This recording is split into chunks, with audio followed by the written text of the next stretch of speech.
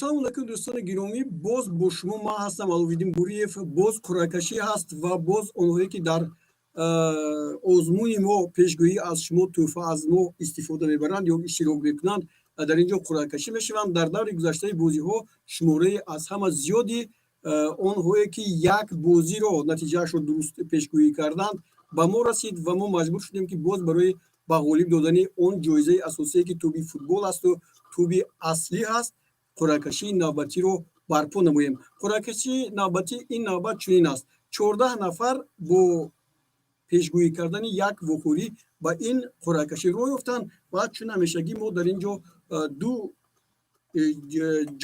جام رو اینجا حاضر آوردیم برای که برای شما باز هم نزدیکتر شود و شما ببینید. ما خواهیم گفت که چگونه این جریان میگیرد. ما پیش از همه 13 بسته خالی رو با اینجا میگذاریم. اینجا علاقه این بسته ها خالی نوشته شدند و در اینجا با هم توب میدیم. خوب اینا هم خالی هستند، شما خوب میدید.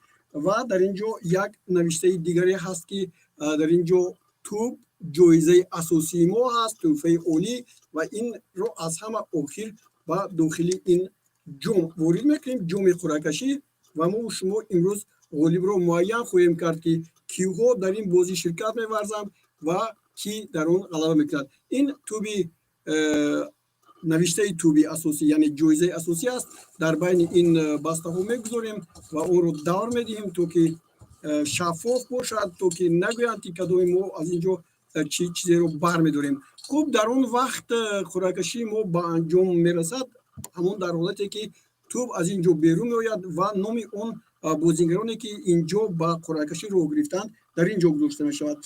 پیش از ما چون هم نوشتیم رحمانزاده میراج‌الدین از اولین شخصانی هستند که نتیجه بازی الوحده النصر رو که با نتیجه 3-2 به انجام رسید پیشگویی کردند و عموما همین بازی النصر رو قسم زیادی نفرانی که در بازی‌های ما شرکت می‌ورزند در قرعه‌کشی شرکت می‌ورزند پیشگویی کردند. اما عمر ظریفوف نتیجه بازی وگالتا ساگانتوسو رو که با حساب 3-0 به انجام رسیده بود پیشگویی کردند. این نادر است، یعنی یگانه از همون پیشگویی‌های هست که همین نتیجه 3-0 رو یافتند.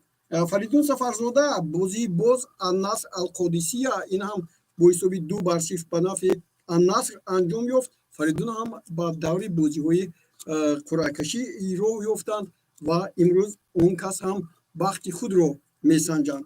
دلشاد کرامتوف هم همین وخوری النصر قادسیه، یعنی از این برمیاد که شما چمپیوناتی یا خود لیگ برتر عربستان سعودی رو خوب میدونید و از این رو نتیجه این بازی ها یا خود قوه این دسته ها رو خوب میدونید.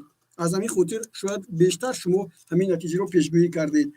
نصری حمیدوف هم همین نتیجه رو یافتند 2-0 و حالا باز با دیگران نظر میکنیم.